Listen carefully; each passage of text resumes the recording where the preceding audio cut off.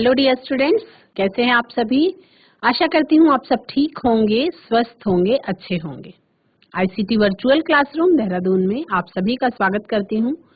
मैं आपकी साइंस की टीचर हूँ बच्चों। जो आपका साइंस में बायो वाला पार्ट है, जीव विज्ञान वाला भाग है, उसको पढ़ने में आपकी हेल्प करूंगी। बच्चों, हम चैप्टर नंबर 5 है आपका जीव विज्ञान वाले पार्ट का, जीवन की मौलिक इकाई, यानी कि हम बात कर रहे हैं उस इकाई के बारे में जो आपके जीवन की मौलिक इकाई है, यानी कि जीवन का आधार है। हम बात कर रहे हैं the fundamental unit of life, cell के बारे में, जिसे हम हिंदी में कोशिका नाम से जानते हैं। पिछले सेशंस में हम लोगों ने ये पढ़ा कि जो कोशिका होती है, कोशिका केवल हिंदी में उसे हम कोशिका कहते हैं, लेकिन जब इसकी खोज की गई थी तो ये शब्द सेल कहलाता है, और सेल लैटिन भाषा का एक शब्द है, इसलिए ही सेल का हम मतलब नहीं समझ पाते। हम दो भाषाएं जानते हैं, इंग्लिश और हिंदी। तो सेल जो है ना इंग्लिश है ना हिंदी है, वो एक लैटिन भाषा से आया हुआ शब्द है। चलेंगे स्मार्ट बोर्ड की तरफ और कोशिका के शेप्स के बारे में बात करेंगे, और ये बात करेंगे कि कोशिकाओं के आधार पर, कोशिकाओं की संख्या के आधार पर किस प्रकार के वनस्पति और जीव जंतु होते हैं। Let's go to the smart board. बच्चों, आपका चैप्टर चल रहा है जीवन की मौलिक इकाई, यानी कि हम बात कर रहे हैं किसके बारे में? कोशिका के बारे में। हम किसके बारे में बात कर रहे हैं? हम बात कर रहे हैं कोशिका के बारे में। कोशिका क्या होती है? इस सवाल का जवाब आपको मिल गया होगा।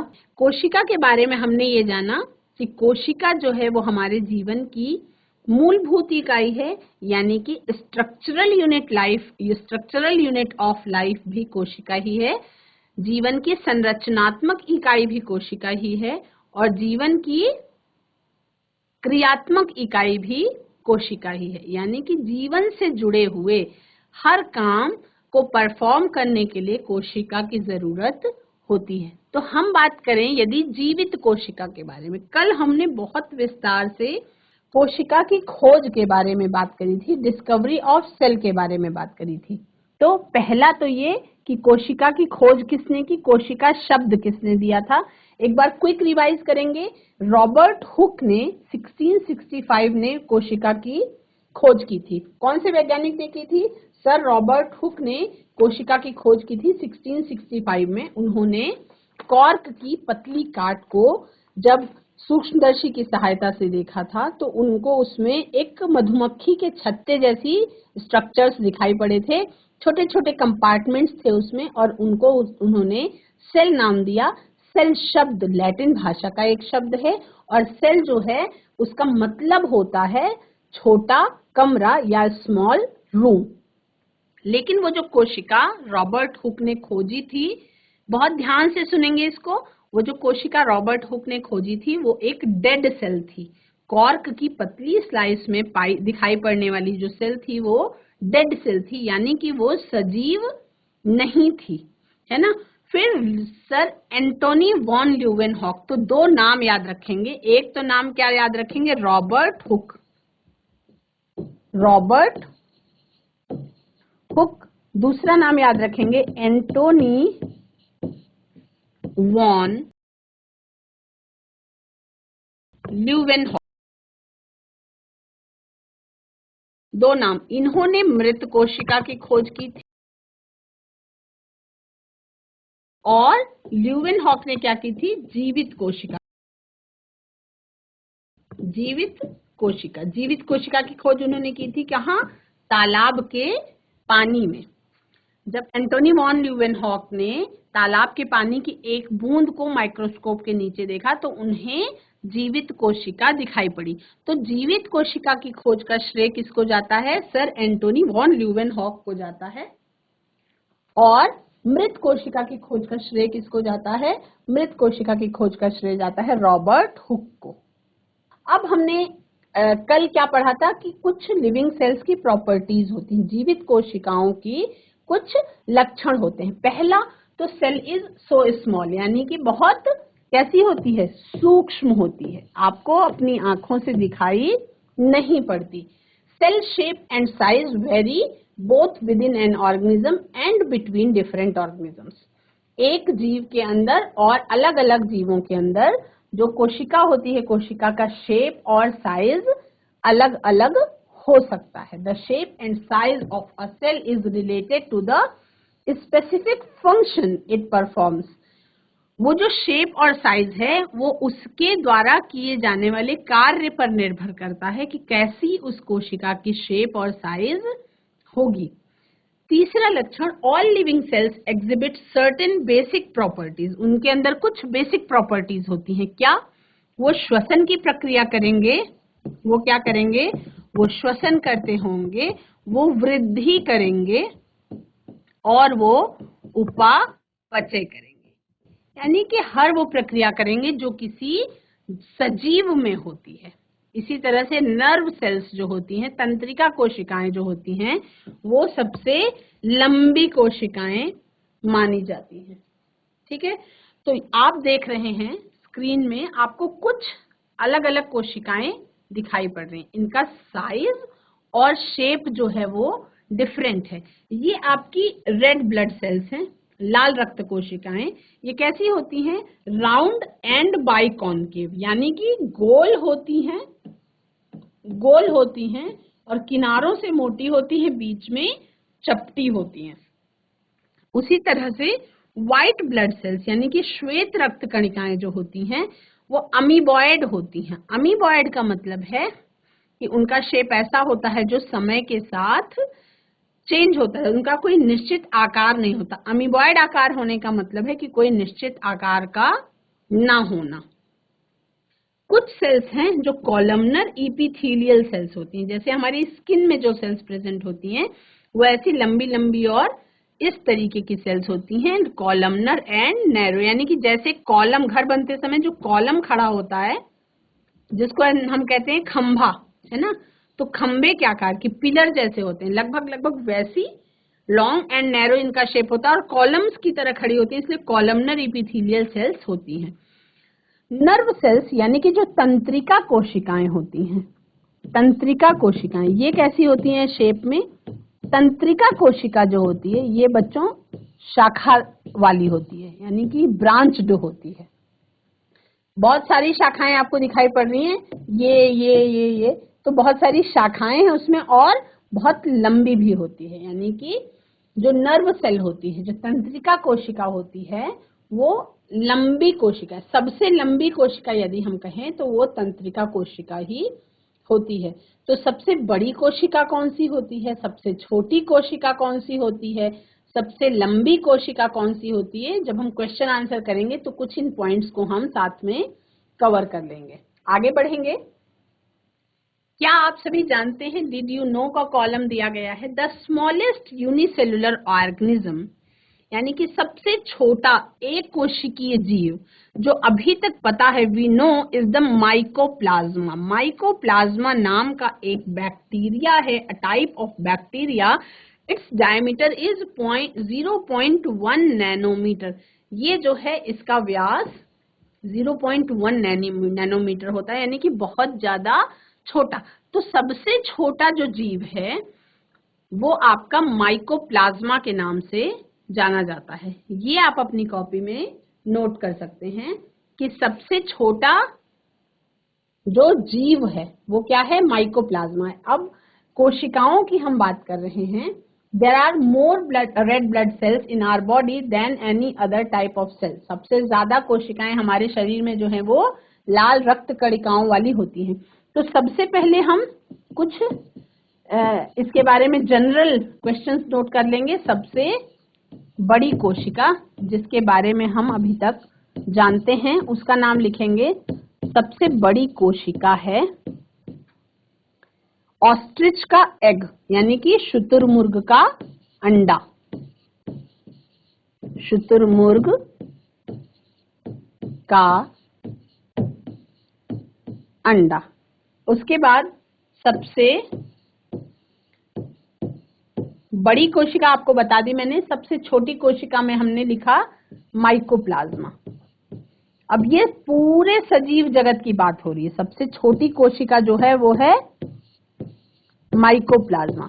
ये केवल मनुष्य के अंदर की बात नहीं हो रही, ये पूरे सजीव जगत की बात हो रही है। पूरे सजीव जगत में सबसे बड़ी कोशिका जो है वो शुतुरमुर्ग का अंडा है। सबसे छोटी कोशिका जो है वो है माइकोप्लाज्मा, जो एक तरीके का बैक्टीरिया है। और सबसे लंबी कोशिका की यदि बात की जाए तो सबसे लंबी कोशिका जो है वो है तंत्रिका कोशिका। सबसे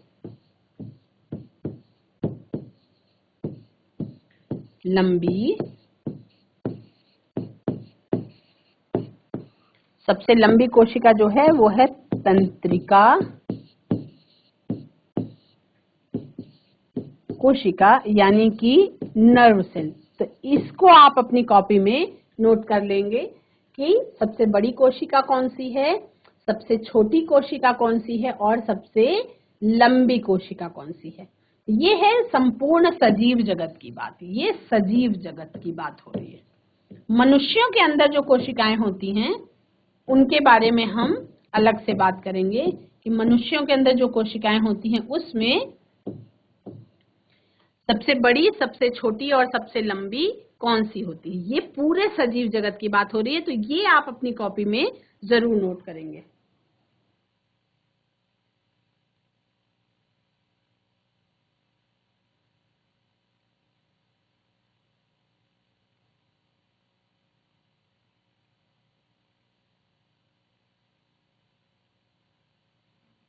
आई थिंक कि बच्चों आप सभी ने नोट कर लिया होगा इसको, ये इंफॉर्मेशन को, कि संपूर्ण सजीव जगत में जो सबसे बड़ी कोशिका है वो है शुतुरमुर्ग का अंडा। जो सबसे छोटी कोशिका है वो एक बैक्टीरिया है जिसे हम माइकोप्लाज्मा के नाम से जानते हैं। और जो सबसे लंबी कोशिका है वो तंत्रिका कोशिका कहलाती है। आगे बढ़ते हैं। एक क्वेश्चन है, illustrate how the shape and size of a cell is related to the specific function it performs। यानी कि किसी भी कोशिका का जो शेप है, जो आकार है और जो साइज है वो अलग अलग क्यों होता है ना। Different types of cells with different shapes and sizes are present in our body. हमारे शरीर में अलग अलग प्रकार की कोशिकाएं अलग अलग आकार में और अलग अलग साइज में मौजूद होती हैं। A cell's shape and size are relevant to the specific function it performs। यानी कि हर कोशिका का जो आकार होता है, जो साइज होता है, वो उसके द्वारा किए जाने वाले काम के अनुरूप होता है। The irregularly shaped white blood cells in a case in point, a white blood cell protects the body by killing harmful foreign bodies। यानी कि जब हम श्वेत रक्त कणिकाओं की बात कर रहे हैं तो ये कैसी होती हैं? श्वेत रक्त कणिकाएं साइज में शेप में कैसी होती हैं? अमीबॉयड, यानी कि अनिश्चित आकार की होती हैं। क्यों? क्योंकि वो शरीर में जो फॉरेन बॉडीज हार्मफुल एंटर करती हैं उससे हमारे शरीर की रक्षा करती हैं। तो जब जहां पे जरूरत होती है वहां पे ये अपना आकार जरूरत के अनुसार बदल लेती हैं और जो वायरस या बैक्टीरिया है, एंटीजन है, उसको एनगल्फ कर लेती हैं, यानी कि खा जाती हैं। तो शेप जो है व्हाइट ब्लड सेल्स का क्या है? वो डायरेक्टली रिलेटेड है उसके द्वारा किए जाने वाले फंक्शन से, है ना। तो ये चीज आपको समझ में आ गई कि श्वेत रक्त कणिकाओं का काम क्या है। श्वेत रक्त कणिकाएं जो है वो हमारे शरीर की किसी भी इन्फेक्शन से रक्षा करती हैं, है ना। यानी कि रक्षा करने का काम करती हैं, प्रोटेक्ट करती हैं। तो प्रोटेक्ट कैसे करती हैं? वो सेल्स के रूप में मौजूद होती हैं हमारे शरीर में, और अगर कोई दूसरा फॉरेन बॉडी जो है वो जब अटैक करता है तो श्वेत रक्त कणिकाएं उसको पचा जाती हैं, एनगल्फ कर जाती हैं। तो उसके लिए वो कैसा, उनका शेप कैसा होता है? श्वेत रक्त कणिकाओं का जो आकार है वो कैसा होता है? यानी कि अनिश्चित आकार होता है। कैसा आकार होता है? अनिश्चित। अनिश्चित आकार इसलिए होता है क्योंकि उनको अनिश्चित आकार की ही आवश्यकता है। यदि उसका आकार अनिश्चित नहीं होगा तो वो कभी भी अनिश्चित परेशानी को सॉल्व करने के लिए, श्वेत रक्त कणिकाएं शरीर की रक्षा करने के लिए होती हैं। तो अनिश्चित आकार होने के कारण वो क्या कर लेती हैं? फॉरेन बॉडीज को एनगल्फ कर लेती हैं। तो ये आपको समझ में आ गया कि जो आकार है वो उसके काम के अनुरूप होता है। तो पॉइंट क्या समझ में आया कि कोशिकाओं का आकार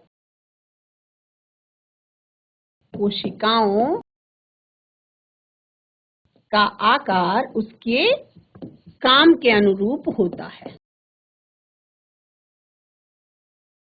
काम के अनुरूप होता है।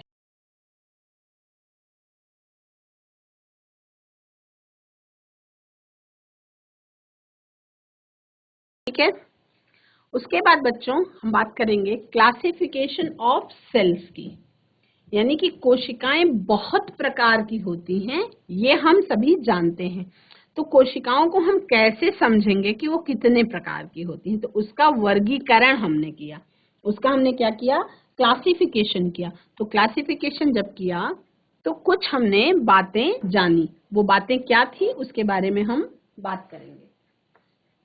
जो कोशिकाएं होती हैं बच्चों, कोशिकाओं की आकृति यानी कि उसका शेप और आकार, ये उनके विशिष्ट काम के अनुरूप होते हैं। जैसे उनका जो स्पेसिफिक काम होता है उसके आधार पर ही उसका शेप भी होता है। जैसे हमने किसके बारे में बात करी? हमने बात करी व्हाइट ब्लड सेल्स के बारे में, हमने श्वेत रक्त कणिकाओं के बारे में बात करी, जिसको हम क्या कहते हैं? WBC। आप सबको पता है कि शरीर में हमारे RBC, WBC ये सब ब्लड में होता है।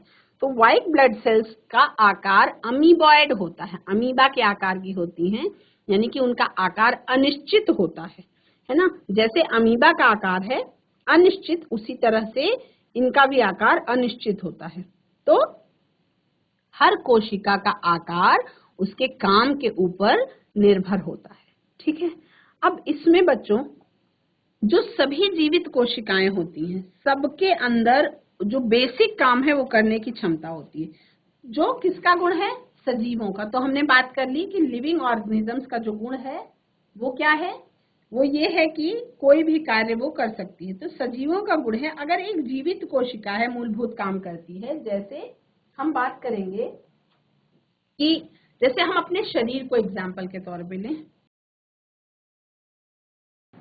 तो बच्चों कोशिकाओं की संख्या के आधार पर, based on the number of cells, कोशिकाओं की संख्या के आधार पर जो जीव हैं, जो सजीव हैं, उनको दो कैटेगरीज में बांट दिया गया है। पहला तो है यूनिसेलुलर एंड मल्टीसेलुलर, यानी कि एक कोशिकीय और बहुकोशिकीय, या एक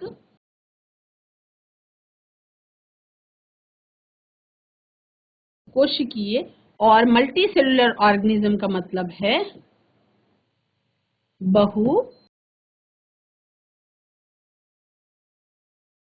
कोशिकीय, एक कोशिकीय और बहुकोशिकीय। तो जो छोटे छोटे ऑर्गेनिज्म हैं वो कैसे हैं आप सभी जानते हैं। अब as you know now, a cell is the smallest living entity capable of independent existence। इस लाइन का मतलब ये है कि अब आप जान चुके हैं कि जो कोशिका होती है ये जीवन की सबसे छोटी इकाई है जो इंडिपेंडेंट रह सकती है। इंडिपेंडेंट का मतलब क्या है? इंडिपेंडेंट का मतलब है कि स्वतंत्र जीवन जी सकती है, आत्मनिर्भर होती है, सारे काम वो अपने खुद ही कर सकती है। तो there are certain organisms that are made up of only a single cell। तो कुछ जीव हैं जो किससे? केवल एक कोशिका से ही बने हुए होते हैं। आपको पता है उसके बारे में, आप क्लास 9th में हैं, लेकिन उसको हम अच्छे से समझेंगे। कुछ जीव हैं जो केवल एक ही कोशिका के बने हुए होते हैं, जैसे कि स्क्रीन में आपको दिखाई पड़ रहा है, ये जो जीव आपको दिखाई पड़ रहा है इसे हम अमीबा के नाम से जानते हैं। तो वो जीव जो केवल एक ही कोशिका से बना है, such organisms are known as unicellular organisms, यानी कि एक कोशिकीय जीव वो कहलाते हैं। तो एक कोशिकीय जीवों का कुछ एग्जाम्पल है, जैसे कि अमीबा। अमीबा इसका बहुत अच्छा एग्जाम्पल है एक कोशिकीय जीवों का, और ईस्ट भी इसका एग्जाम्पल है। तो अमीबा क्या है? जब हम आगे की चैप्टर्स में वर्गीकरण पढ़ेंगे तो हम जानेंगे कि जो अमीबा है वो प्रोटोजोआ में आता है और जो यीस्ट है वो बैक्टीरिया में आता है। है ना। तो ये हम बात बाद में करेंगे। इस चैप्टर में हम किसके बारे में बात कर रहे हैं, हम बात कर रहे हैं बेसिकली कोशिका के बारे में, सेल के बारे में। और सेल क्या है, जीवन की शुरुआत या जीवन का आधार या जीवन की मूलभूत इकाई, संरचनात्मक इकाई, क्रियात्मक इकाई, ये सब चीजें आपको लर्न करनी होंगी। ऑल अदर ऑर्गेनिजम्स, और सारे जीव जो हैं जो एक कोशिका से ज्यादा, यानी केवल एक कोशिका के नहीं बने हैं। ये आपको दिखने में बड़ा दिखाई पड़ रहा है बच्चों, लेकिन ये एक कोशिकीय है, इसको आप नेकेड आई से नहीं देख सकते, इतना सूक्ष्म होता है। ये केवल आपको दिखाने के लिए स्क्रीन में बड़ा दिखाई पड़ रहा है, अदरवाइज ये साधारण नॉर्मल आंख से दिखाई नहीं पड़ता है। इसके लिए आपको माइक्रोस्कोप की, इसको देखने के लिए माइक्रोस्कोप की जरूरत पड़ती है। ये एक ही कोशिका से बना होता है और ये जीवित की कैटेगरी में रखा गया है, क्योंकि कुछ लक्षण ऐसे हैं जो अमीबा दिखाता है और वो लक्षण जीवितों के लक्षण होते हैं। जैसे अमीबा अपनी संख्या को बढ़ा सकता है, अमीबा श्वसन की प्रक्रिया करता है, अमीबा डाइजेशन की प्रोसेस करता है, खाना खाता है और एक्सक्रीशन भी करता है, यानी कि खाना खाने का काम, पचाने का काम और वेस्ट मटेरियल को बाहर निकालने का काम, सांस लेने का काम, अपनी संख्या को बढ़ाने का काम, सब कुछ अकेली एक ही कोशिका के द्वारा परफॉर्म कर लिया जाता है। इसलिए कहते हैं कि जो कोशिका होती है वो अपने आप में संपूर्ण होती है। ये लाइन एकदम याद रखेंगे, जो कोशिका होती है बच्चों, कोशिका अपने आप में संपूर्ण होती है।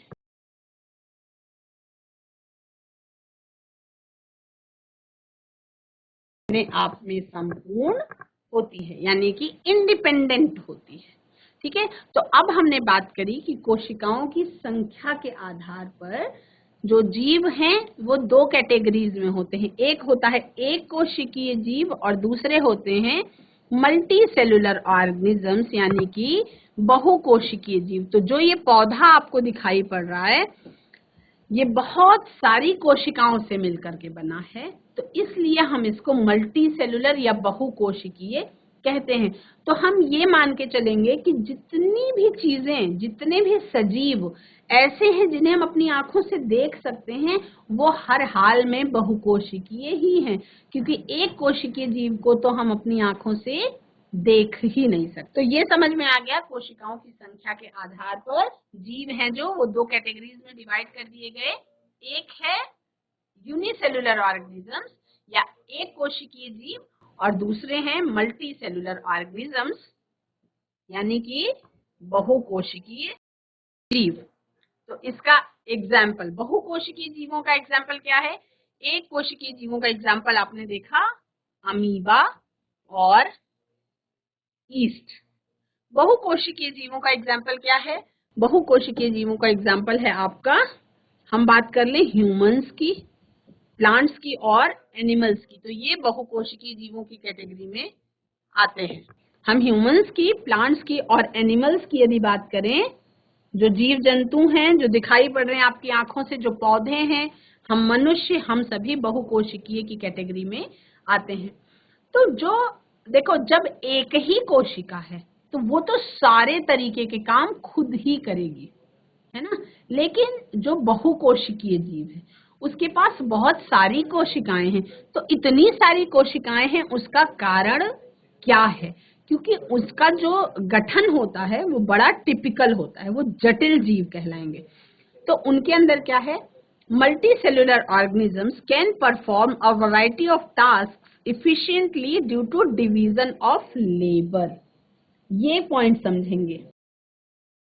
जो बहुकोशिकीय जीव होते हैं वो हर काम को, जो भी उनकी जैविक क्रियाएं हैं, उसको बहुत अच्छी तरीके से परफॉर्म करते हैं। कारण क्या है?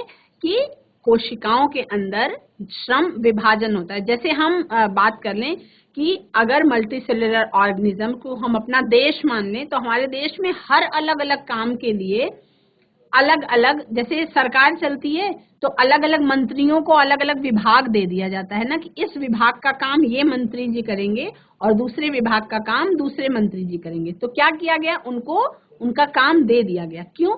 क्योंकि एक व्यक्ति को जब एक जिम्मेदारी दे दी जाती है तो वो उसको एफिशिएंटली यानी कि प्रभावशाली रूप में उस काम को अच्छी तरह से मन लगा के पूरा करता है और काम जो है ठीक तरीके से कंप्लीट हो जाता है।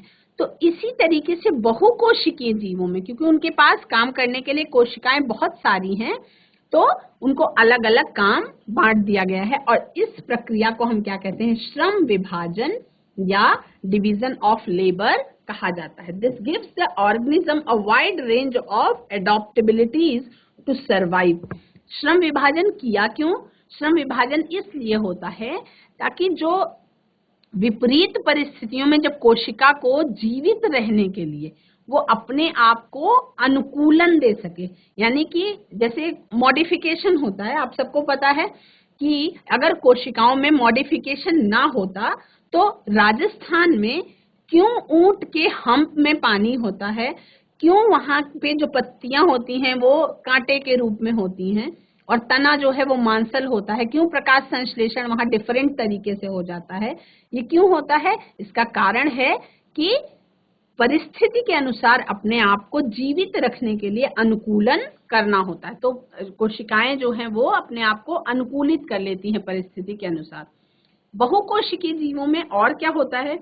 बहुकोशिकीय जीवों में डेड सेल्स, जो मृत कोशिकाएं होती हैं, वो एक बहुत महत्वपूर्ण भूमिका अदा करती हैं। जैसे यदि हम बात करें डेड सेल्स की, तो डेड सेल्स कौन सी है? Dead epidermal cells in animal skin protect the underlying sales.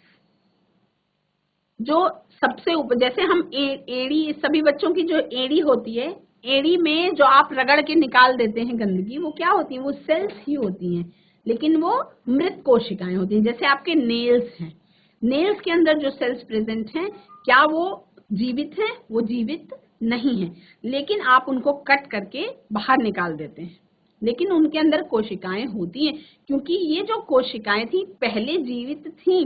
जब नेल्स बढ़ते हैं आगे को तो नाखून है, आपके बाल हैं, आपकी एड़ी पर जो स्किन है मोटी वाली सबसे ऊपर की परत, वो डेड सेल्स होती हैं और वो क्या करती हैं? उसके नीचे मौजूद कोशिकाओं की रक्षा करती हैं या उनको प्रोटेक्ट करने का काम करती हैं। ठीक, ये पॉइंट एकदम समझ में आ गया। डिवीजन ऑफ लेबर को हम इस तरह से समझेंगे अच्छी तरह से। Division of labour, division 1270 labor refers to the specialized roles of the different organs present in a multicellular body। यानी कि डिवीजन जो है लेबर का वो क्या करता है? हर अलग अलग अंग को स्पेशलाइज्ड काम करने के लिए प्रेरित करता है। जैसे हमारे लिए हमारे हाथों का क्या काम है, डिवीजन ऑफ लेबर डिपेंड करेगा।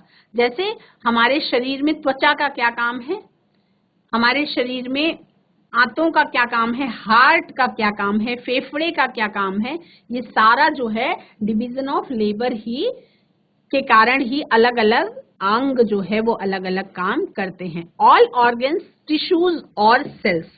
अब हम बात करेंगे कोशिकाएं। बहुत सारी एक तरीके की कोशिकाएं मिलकर के ऊतक बना लेती हैं, ये हम अगले चैप्टर में पढ़ेंगे ऊतकों के बारे में। तो ये जो बहुकोशिकीय जीव होते हैं, मल्टी सेलुलर ऑर्गेनिजम्स होते हैं, they cannot carry out all the functions। इसमें एक ही कोशिका सारे काम नहीं परफॉर्म कर सकती है, इसलिए इतने बड़े, अगर हम अपनी बात कर लें तो इतने बड़े शरीर में हर काम के लिए अलग अलग कोशिकाएं जो हैं वो मौजूद होती हैं और वो अलग अलग काम अपना अपना काम करती हैं। और इसी कॉन्सेप्ट को हम क्या कहते हैं? डिवीजन ऑफ लेबर या श्रम विभाजन कहते हैं। Each of them is evolved to carry out a specific set of tasks। Each organ system coordinates with the others to perform the activities required for life। यानी कि हर अंग एक दूसरे से क्या करता है? कोऑर्डिनेट करता है, एक दूसरे से कम्युनिकेट करता है और जीवन से जुड़ी सारी प्रक्रियाओं को परफॉर्म कर देता है। तो this division of labour minimize the load of carrying out all the functions and consequently it allows the organs to operate efficiently। जैसे अगर हम बात करें, बिल्कुल अच्छे से बात करें, हम उदाहरण केवल अपना ही लेंगे। हम बात करें कि हमारे फेफड़े और हमारा हार्ट, मनुष्यों का जो लंग्स होते हैं फेफड़े, हार्ट होता है हृदय, ये दोनों आपस में कैसे कोऑर्डिनेट और कम्युनिकेट करते हैं, जिससे हम सांस भी लेते हैं और हमारा जो हम ऑक्सीजन को लेते हैं, कार्बन डाइऑक्साइड को निकालते हैं, और ब्लड जो है वो प्योरीफाई होता रहता है, ब्लड पंप होता रहता है। तो एक दूसरे से उनका क्या होता है, कोऑर्डिनेशन होता है, वो कोऑर्डिनेट कर लेते हैं और जीवन से जुड़ी प्रक्रियाएं जैसे कि पाचन है, श्वसन है और उत्सर्जन है, ये सारी प्रक्रियाएं परफॉर्म होती हैं। अब इसमें से कोई एक अंग अगर काम करना बंद करता है या कम करता है या गड़बड़ होने लगता है तो सारे के सारे पूरी लाइफ पर ही उसका असर पड़ता है। जैसे मान लो किसी के शरीर में किडनीज ने काम करना बंद कर दिया, तब भी पूरा शरीर लड़खड़ा जाएगा। अगर किसी को हार्ट अटैक आ गया तब भी पूरा शरीर लड़खड़ा जाएगा। किसी के लंग्स में कोई प्रॉब्लम हुई तब भी पूरा शरीर लड़खड़ा जाएगा। यानी एक दूसरे के साथ मिल करके पूरे शरीर का काम जो है वो चलता है। ठीक है, तो बच्चों डिवीजन ऑफ लेबर यानी कि श्रम विभाजन, ये कॉन्सेप्ट आपका क्लियर हो गया है ना। डिवीजन ऑफ लेबर जो है उसके लिए आप एक क्रिकेट टीम का एग्जांपल ले सकते हैं। हम क्रिकेट टीम के बारे में आप सभी जानते हैं। Let's understand this concept of division of labour using the example of a cricket team. हम एक क्रिकेट टीम का एग्जांपल ले लें। आप सभी जानते हैं कि क्रिकेट टीम में कुछ मेंबर्स होते हैं जो केवल स्पेशलाइज्ड होते हैं, किसके लिए, बैट्समैन होता है वो, बैटिंग में एकदम परफेक्ट होते हैं। कुछ ऐसे होते हैं जो बॉलिंग में परफेक्ट होते हैं, यानी कि वो बॉल फेंकने का काम करेंगे। कुछ मेंबर्स होते हैं जो स्पेशली कैच पकड़ने में माहिर होते हैं, तो वो कैच पकड़ने का काम करते हैं। तो इस तरह से टीम वर्क जिसको हम कहते हैं, टीम वर्क होता है। और इस टीम वर्क के तरह से इसी तरह हम समझेंगे कि डिफरेंट ऑर्गन्स, अलग अलग अंग जो हैं हमारे मनुष्यों के शरीर में, उनको अलग अलग काम दिए गए हैं। जैसे for example the digestive system is assigned to carry out digestion, जो पाचन तंत्र है उसको पाचन का काम दिया गया है, while the excretory system is assigned to carry out excretion, और जो उत्सर्जन तंत्र है उसको शरीर के वेस्ट मटेरियल को शरीर से बाहर निकालने का काम दिया गया है। तो वो एक्सक्रीटरी सिस्टम उस काम को पूरा करता है। तो ये आपको एकदम समझ में आ गया कि श्रम विभाजन हम किसको कहते हैं। अलग अलग अंगों को अलग अलग काम की जिम्मेदारी दी गई है प्रकृति के द्वारा, और इसी को हम कहते हैं डिवीजन ऑफ लेबर या श्रम विभाजन। इसके लिए मैंने आपको 2-3 एग्जाम्पल भी दे दिए। आपको क्रिकेट टीम का एग्जाम्पल दिया, आपको अपने देश की सरकार का एग्जाम्पल दिया। हमारे आपके स्कूल में भी क्या सारे सब्जेक्ट एक ही टीचर पढ़ाता है? नहीं, अलग अलग सब्जेक्ट्स को पढ़ाने के लिए अलग अलग टीचर्स असाइन होते हैं। यानी कि जो अपनी फील्ड में एक्सपर्ट है वो अपना अपना सब्जेक्ट पढ़ाएंगे। तो वो भी क्या हो गया, डिवीजन ऑफ लेबर हो गया। यानी कि श्रम का विभाजन, बच्चों को पढ़ाने के लिए अलग अलग टीचर्स नियुक्त किए गए ताकि वो अलग अलग सब्जेक्ट्स की उनको जानकारी दे सकें। तो इसको हम कहते हैं डिवीजन ऑफ लेबर यानी कि श्रम विभाजन। तो ultimately a healthy body is one in which the different organ systems perform their respective functions properly. तो एक स्वस्थ शरीर वो हो गया जिसमें सारे फंक्शंस जो हैं वो प्रॉपरली चल रहे हों। और वो किसकी कारण से होगा, जब श्रम विभाजन है और सारे अंग ठीक से काम कर रहे होंगे तो शरीर जो है वो स्वस्थ होगा। तो अब अगले सेशन में हम क्लासिफिकेशन ऑफ सेल्स के बारे में पढ़ेंगे, जो आपका कॉम्प्लेक्सिटी प्रोकैरियोट्स और यूकैरियोट्स के बारे में पढ़ेंगे अगले सेशन में। अभी तक हमने संख्या के आधार पर कोशिकाएं 2 प्रकार की होती हैं, जीव 2 प्रकार के होते हैं, उनके बारे में जान लिया, एक कोशिकीय जीव और बहुकोशिकीय जीव।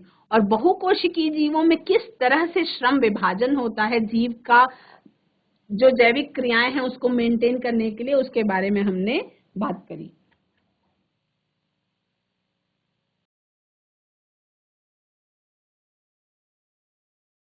तो बच्चों आज की क्लास में आप सभी ने कोशिकाओं के बारे में जाना। पिछले कुछ सेशंस में हमने कोशिकाएं क्या होती हैं ये समझ लिया होगा। आई होप कि आपको एकदम ये कॉन्सेप्ट क्लियर हो गया होगा कि कोशिका क्या होती है। कोशिकाओं की संख्या के आधार पर अलग अलग प्रकार के जीव होते हैं और अलग अलग प्रकार के जीवों में अलग अलग तरीके की कोशिकाएं पाई जाती हैं, जिनका आकार और शेप और साइज ये डिफरेंट होता है उनके काम के आधार पर। आज की क्लास में इतना ही। अगले कुछ सेशन में हम इस कॉन्सेप्ट को पढ़ते हुए आगे बढ़ेंगे और प्रोकैरियोट्स और यूकैरियोट्स यानी कि कोशिकाओं की जटिलता के आधार पर जो कोशिकाओं का वर्गीकरण है उसके बारे में जानेंगे। That's all for today. Have a nice day. Take care.